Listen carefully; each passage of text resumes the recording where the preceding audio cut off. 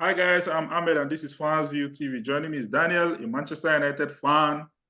Manchester United 2, Man City 1. Manchester United are the FA Cup champions for 2024 season. Or 2023-2024 season, Well, rather. I called it yesterday. Yeah, you called it yesterday, but you were not that confident. You just No, I said 2-1, 3-2 Manchester United win. I was so confident you in only it. said you were smelling an upset, but you are not 100% sure. Yeah. But like everything about me, I'll be very honest. I went in watching this game with confidence. When I saw the lineup, the only fear I had was Ahmad not being there. And Yeah, but then I wanted to say that too. I said, were you surprised that Ten Hag decided to drop Ahmad? That's why the fact that Ahmad has played last But week. then I made peace with the fact that Ayo brought a very important point yesterday about how Rashford has always been important playing against City or any opposition that plays on the high because of his pace. And we saw that Manchester United went direct with Garnacho, and there was something beautiful that happened today. The false nine, we talked about this yesterday. The false nine with Bruno, it meant that one of the centre back at all time tucked into the midfield with Bruno. Yeah. And then it left it was always a 3v2 situation. Rashford versus Kyle Walker, Garnacho versus Ake, and who's this other guy? Guardiola, or what is it called? So Guardiola. it was quite very, very, very exciting. 2 weeks ago, I think our match against I think it was in Newcastle. I was speaking with Ayokule and I told him, I said, I think Ten Hag is doing this purposely for the FA Cup final and not for this Newcastle game. He was like, let's see. I said he's trying something. He wants to surprise Man City with something that they've not seen before. And it came out to be true. This false nine tactics, man, it was outstanding because Bruno will increase the strength in the midfield and he also push the attack. He always pull, he will tuck in one of the defenders at all time. He will tuck in one of the defenders with him. I'm talking of the opposing defenders. He will tuck them into the midfield with them, and then leaving City quite vulnerable on the counter or on the break. And he also allowed Kobe Mino an opportunity to operate, and it was evident today. Kobe was able to operate because of the extra space that was there, because City was always cautious of what was going to happen behind them, because they were as high as 25 yards away from what's it called? They're 18. They're 18. No, I'm talking of their 18 yard, about 20, 25 yards away from their 18 yards. That was how high City was at some point. It was they became more careful after the second goal, and they dropped, slightly deeper. It was an exciting game. I'll be very honest with you. It was a tactical masterclass. Whether you like it or not, whether you want to deny it, but I felt this was it. This is it. In the words of Jose Mourinho, you don't play finals, you win finals. And I think this was what Erik ten Hag set out to do. He set out to win. He positioned the team, set up the team. I want to believe his team talk through the last couple of days as they've been training and preparing towards today have always been about winning. And this is what Manchester United is. I always say this. Ferguson didn't always play exciting. There were those nights where he just grabbed it. There were those nights where you think you are having, Sir Fergie's Manchester United side on the platter. You are about to chop off their head, and in split seconds, they kill you. And this is it. This is the mentality. Stay deep, dig out results. People cry about Carlo Ancelotti. That's what Carlo Ancelotti does. Carlo Ancelotti does a lot of game management. All he does is contain the opponent.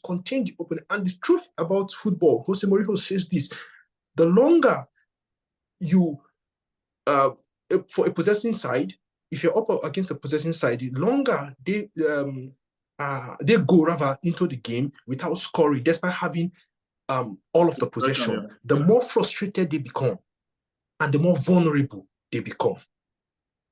And we saw it today. They kept, Manchester United actually just kept them at bay. It was about Man U dictating the game. People say Man U dictated the game, yeah. They were not with the ball, but they controlled everything. They controlled everything. They managed. They had City. aside Talk to aside the aside people. from the De Bruyne in swinger, and then I think one of Foden's cross across the front of the goal. There was But nothing. sorry, were you surprised that Manchester United were able to keep this guy quiet today, Bernardo Silva? I'll be very honest with you. I was very surprised because Diogo Dalot, kudos to Diogo. Diogo again have shown how far he has improved. Positional awareness, That's why he's the dogged, players player of the year. positional awareness, doggedness, consciousness, all-round consciousness. Once he's on the pitch, he's able to smell risk. He's able to smell danger. He's able to kind of anticipate, and it's something that he has, as the season progressed, he has improved. And today, I tell you, I kid you not, in all of the time Bernardo was on the pitch, Bernardo didn't run past Diogo. Diogo forced him into the midfield or forced him kick the ball back to the defenders, and it was something I marveled at it. I'll be very honest with you, I marveled at it. They were only able to operate from the Man United left wing, that's City's right wing, I think 2 times. The De Bruyne cross, and then the 1-2 play. Sort of, I think it was between De Bruyne and Bernardo Ofodi, one of them like that. The flash cross in front of the post, then which was cleared out, Minor brought it out, and all of the stuff. And so like it was a beautiful game. I was very excited. I still say it. This team, I so much believe in Erik ten Hag. I believe in this team. I believe in what he's building. We saw it today. Even at the last blast of the whistle, at the end of the game, we saw how these players ran to this man. We saw the support from these players. We saw the fans chanting his name, roaring during the game, after the game, during the celebration. After the game, from outside the stadium, fans were chanting Eric. We saw for the first time in the last 10 years, a coach, despite having a terrible run of form, have not lost the dressing room. He has not lost the dressing room. Let us not listen to the brash the British media is. Let's not listen to the, insensitive questions and all of the clickbaits the British media have been serving in the last couple of months, tainting this manager what he isn't exactly. Rumors upon rumors of different things that have proven to be false throughout the course of particularly the last 4 months. And I'm so happy with what I saw. Immediately after the match, at the last blast of the whistle, Luke Shaw ran straight to Erik ten Hag. We saw Licha jack him up, almost choking him.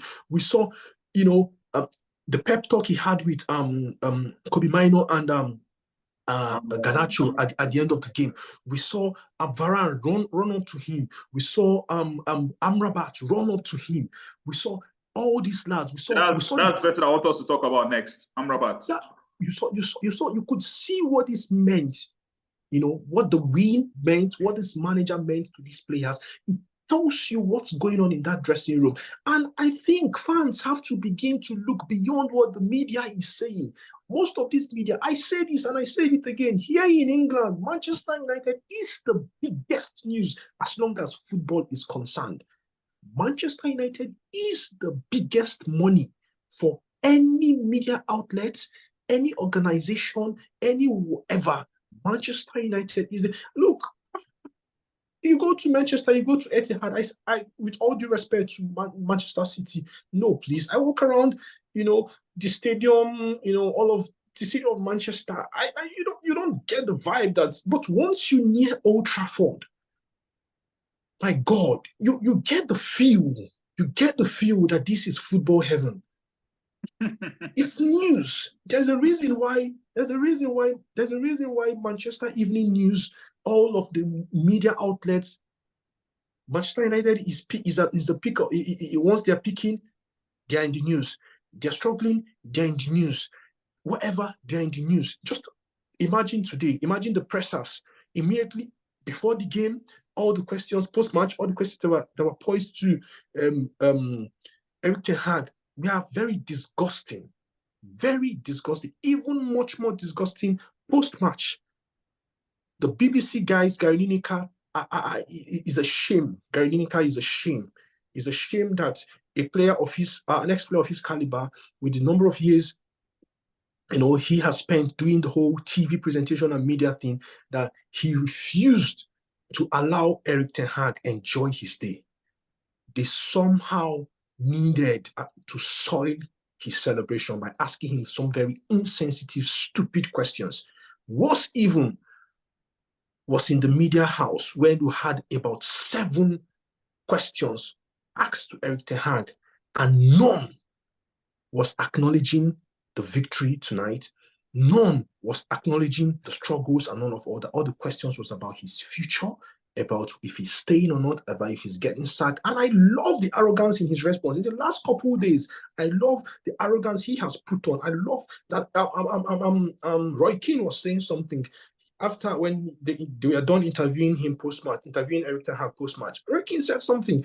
Roy Keane was like, where has this arrogance been that he needs this fire? He loved the response. I love Erik ten Hag coming clearly to say, look, this club was in a mess. And that's the fact.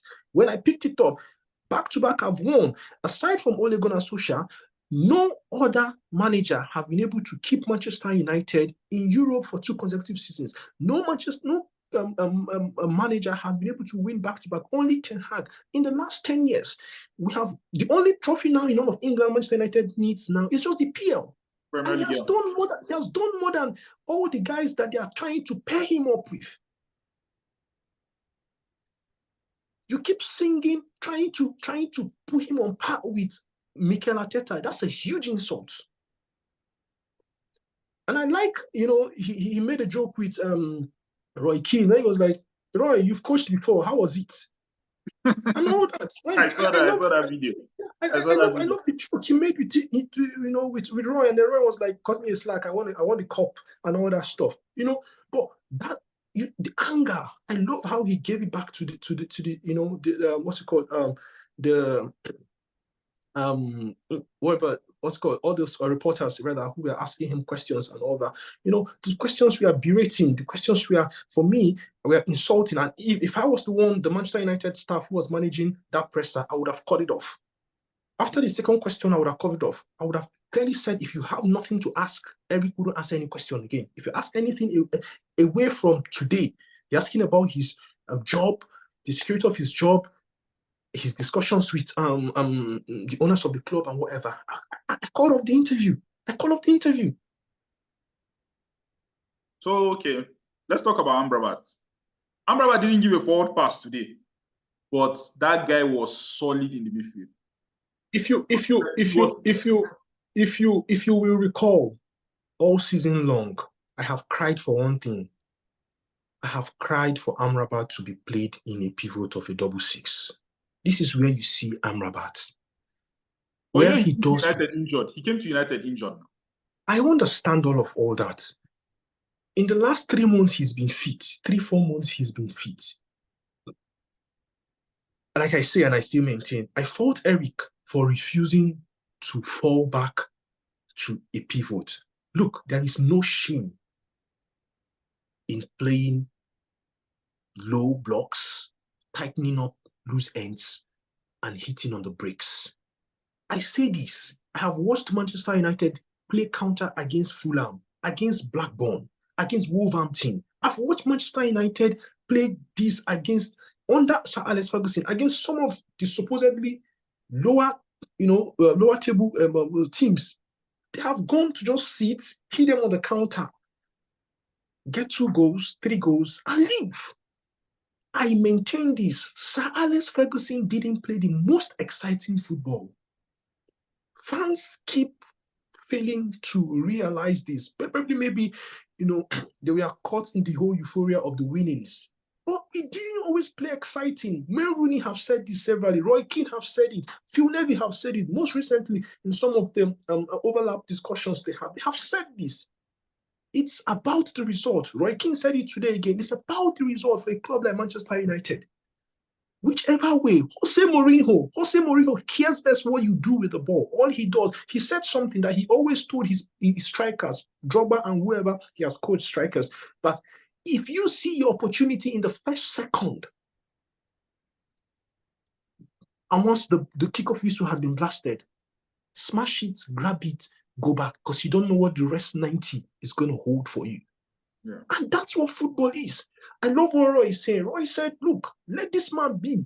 Yes, he's had a bad season, but he's won back to back. There's something. And Eric said something. Look, you can't see this thing on the surface. Eric said this club was a mess top to bottom. We are fixing this thing from a bottom. I'm in a project. I want to do this. Let me do this. And I love how the guy wants been. to stay. He wants to stay. He really loves Manchester United and he wants to stay.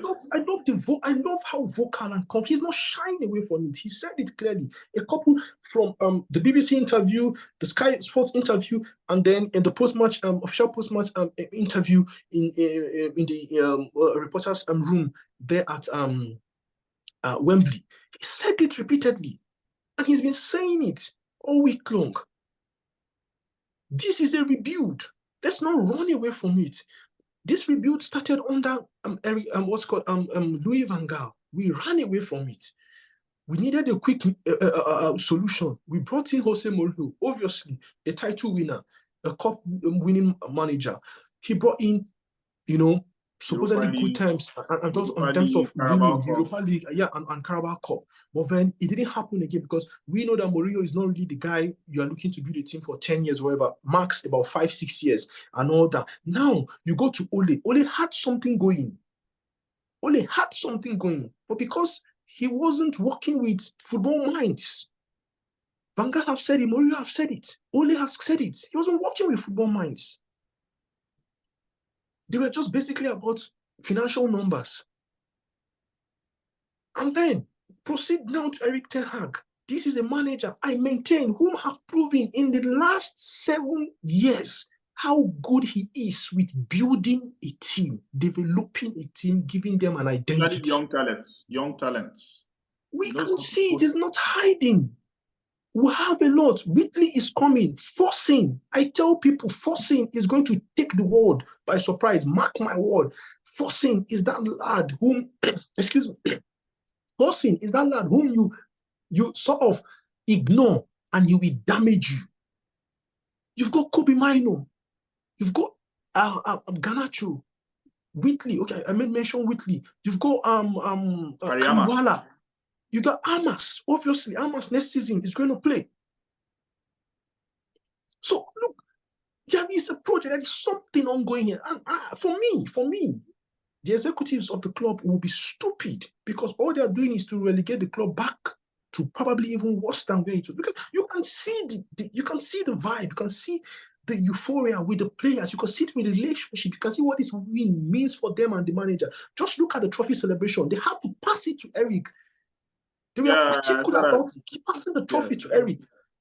And you tell me that this is a team that is not united? You hear Kase speak. Kase speaks about the unity in the team. You hear Luke Shaw speak. You hear Bruno speak. You hear Kobe speak. Recently, Onana speaks. You hear Varane speak. Sometime early in the season. And they're telling you about the unity in the side. And somehow the media, the players, the fans, for me, minority of the fans, because the vibe we're getting here in Manchester, the true fans, the core fans, both internationally and here in Manchester, the core fans are really with Eric. They need Eric to stay. The club is with Eric. A larger chunk of the fan base is with Eric. You can hear all of the podcasts, all the Manchester United related podcasts, all the fan views and fan zones and whatever, as long as Manchester United coverage as a football club and fans is concerned. You can see the level of support they have for this man. Yes, it's been a shitty season. You can tell me, he's blaming it on injury. Yeah, like I say, and I'm not shying away from it. I blame Eric 30 to 40% for refusing to quickly change his tactics, change his tactics, put an end to the whole high press, whatever. Just go on a blow, just get results, finish out the season on a high. We would have been in a comfortable fourth. On the worst, on a comfortable fourth. So for me, this is for me, it is a seal again on the job he is doing. He needed this win. The club needed this win. It is, for me, it is now a plus for him on his CV. And once he's debating his agents and negotiating or whatever, this is a plus. He can hold on to this and say, look, no coach has given you back to back. And I love it. He said, I'm a winner. If you let me go, I go somewhere else and I do what I know how to do, which is win cups. I love Don't that see it as arrogance. pride. Don't see it as No, pride. that's not pride. That is what it is. Look, I tell you something, Ahmed. I tell you something. Look, there is no job. As long as football is concerned, in all of England, there is no job that is as difficult as the job of the Manchester United head coach. I said something in the last podcast, and you guys were questioning me. Pep Guardiola, almighty Pep Guardiola, he will crumble in Old Trafford. And the meeting said that this evening. I am not even And the kidding meeting you. said, it's not like he said he will crumble. And the meeting said Guardiola cannot fix Manchester United in a season. Look, in the last podcast, I told you 2 seasons he can't do it, that he will need 3. I said that in the last time I made mention of this. He said he cannot. Look, the job of Manchester United, it takes someone with the scale back of a crocodile. It takes a tough-skinned individual to do it, because that job, it is you versus the world.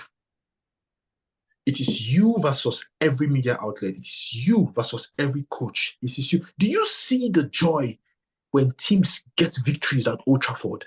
You can't compare it with what you see at Etihad, with all due respect to City, with whatever they've done in the last 7 years. Not taking it away from them, but they are years ahead. Sorry, behind rather. There are so many years for them to catch up, for any club to catch up. The closest in all of England is Liverpool, and yet they are not the big news. The biggest they have been in the last 35 years has been in the last 9 years. And these are facts. These are facts. So for me, I am Team Eric. Keep Eric. Whatever you are doing, whatever I maintain it, whatever magical setup the Ineos group are setting up, put Eric at the center of it. Whatever identity, whatever you're hoping that the next team that will be built or whatever is going to happen. If they are planning to select the pattern of play, Eric has shown that he's a flexible coach. He can change things. Today he showed us that, okay, I can sit deep and counter. He has shown us that he can press high up. He showed us this all of last season, that he can play from low blocks. Last season, at some times on the offensive, he played 3 at the back. Then on defense, his team collapsed. He played a lot of dynamics. He added a lot of dynamics rather to his game last season. This season, it was basically similar to what Ole was saying. It was now time to advance. Let's go to the next step. We are Manchester United. All right. We have finally gotten this level of confidence and stability. Let's go to the next step. Let's get, front foot, so that these teams will hurriedly put fear within the first 10, 25 minutes of the game. Put fear into these opponents. But then it never happened, never clicked this season. So where I fault him was at the turn of the year, when he had those stretch of 8 games. That was the time. For me, that was the time.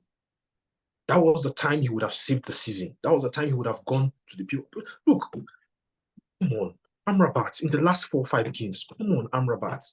This is what I'm saying. Play Amrabat in a 6-6. Did you see the freedom it gave Kobe? Oh, bless his soul. He didn't play like a 19-year-old. Manu sat deep, but for every time we control the ball, do you know that both goals came from Kobe? Yeah. Both goals came from Kobe. Yeah, Kobe passed to Dalot, and Dalot swung it, the long diagonal. And then the second one, that was the counter. He controlled the ball, turned around, dropped for Bruno. Bruno kicked wide. They began to. Bruno gave it to Rashford. Rashford kicked and to Garnacho, and they went.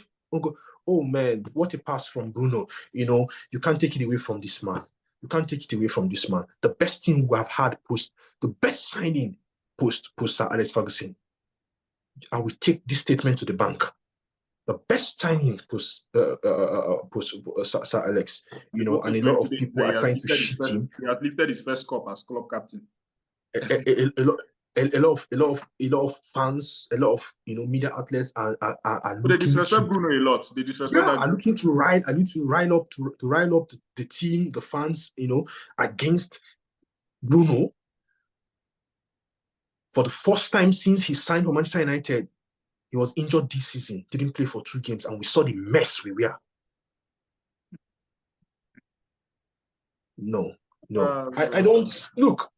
For me, like I said, in building construction, if you are really setting up something of a formidable foundation to go so high, floors upon floors upon floors, your foundation have to be sunk so deep. And you have to be sure, first of all, that you are selecting the best building sites. You have to be sure that you have done all the soil test analysis. And this is what has to be done in Manchester. Enough of all the quick fixes that have been attempted. We should take the pain, take the shame. Just like Arsenal. Arsenal suffered for like 3-4 years. Take it. They are still suffering. They've not won nothing. Look, I tell you something. 10 years has gone by. We've been dilly-dallying, trying to pay our way to success. It's not worked. And it wouldn't work. It wouldn't give you longevity. It may give you some instantaneous smile, victory, celebration, but it's not sufficient to keep, because the foundation is not solid enough. There's a lot of decay. It's like you're building at a former dump site without doing a lot of excavations and all that. So we have to. Let's just wait and hear what the owners will say next week. Because from the report I'm reading, they said though, like, fans have been saying, no, Eric in. Now I think they are scared of announcing anything. And can you see they themselves? Can you see the celebration? Ratcliffe didn't even know where he was. Can you see Sir Alex Ferguson chanting "Glory, glory, Manchester United"? Yeah, I saw that. He was even doing his Fergie time. Yeah, I saw him looking at his time. I was like, oh, Fergie time. Watch. It was a good win for Manchester United, a good win for Eric, good win for the players, and these players are really, really united. They are really united. Yes. Right now, they're enjoying themselves. They're having a party now. They're enjoying themselves. Yeah. Congratulations to all there would have been a lot of banters and meme, with the Onana interviews on Overlap and Sky Sports. They would have had sufficient. Okay, well, before we go, talking about Onana, before we go, that goal that he considered, what do you have to say about that? I think Onana needs to go and beat Manuel Neuer to work on his palm. It's a shame that somehow he finds a way to. We're running out of time. Just hurry up. It's a shame that sometimes Onana just finds a way to ruin his day. Yeah. He can be going from 100 and boom, he's on 20.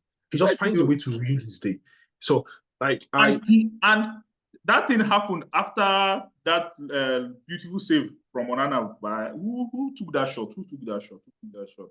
Was it Kyle Walker? Onana saved Kyle Walker's shot.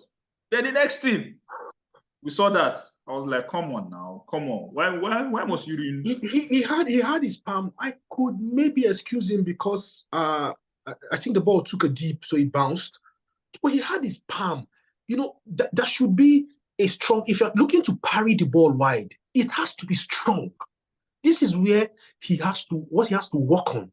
It has to be strong. You don't just touch and rely on the ball to take, with the force and the spin it comes. If you are looking to parry, in some situations you have to look to apply force while you are looking to parry the ball. And I think this is where he has to work on. Thank you very much for joining me. Congratulations, glory, Man United. Glory, Manchester United, the biggest club in England. You can't take it away. The biggest news, the biggest markets.